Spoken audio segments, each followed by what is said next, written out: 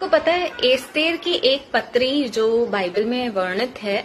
उस एस्तेर की पत्री को जब आप पढ़ेंगे तो एस्तेर जो एक रानी है उसके बारे में ऐसा लिखा गया है कि एस्तेर बहुत ही सुंदर थी, बहुत ही अट्रैक्टिव थी, इसीलिए राजा ने उसको रानी के पद पर नियुक्त किया। लेकिन एक समय आया जब उसके परिवार के ऊपर एक परेशानी आ गई कि उनके परिवार, उनके पूरे जाति समाज को नष्ट करने के लिए एक दुष्ट व्यक्ति ने चाल चला ली थी। लेकिन सोचकर देखिए, एस्तेर तो रानी है। एस्तेर रानी होने की वजह से उसके ऊपर तो किसी भी प्रकार का ना कोई दंड आता, ना कोई उसको मार सकता था। लेकिन अगर एस्तेर के लिए अगर ये पत्री बाइबल में लिखी गई है तो कोई खास ही वो एक स्त्री है, कोई एक आम स्त्री नहीं है। और यही एस्तेर की पत्री में से मैं आज आप लोगों को भी कुछ सिखाना चाहती हूँ। एस्तेर के सामने जब पता चला कि उसके फैमिली वालों के ऊपर कोई यातना आ रही है, परेशानी आ रही है और उनको नष्ट करने के लिए हामान ने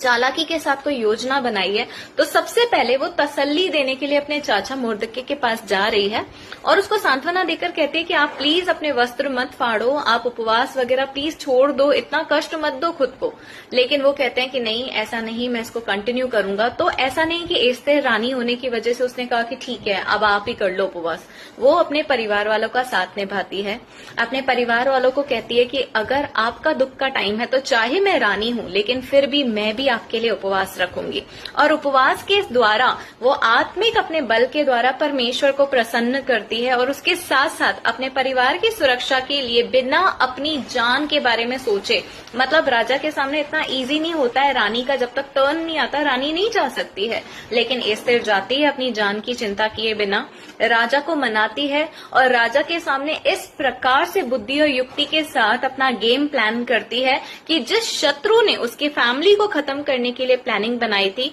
उसी के लिए राजा एक लेटर लिख देता है कि उसको मरना पड़ेगा।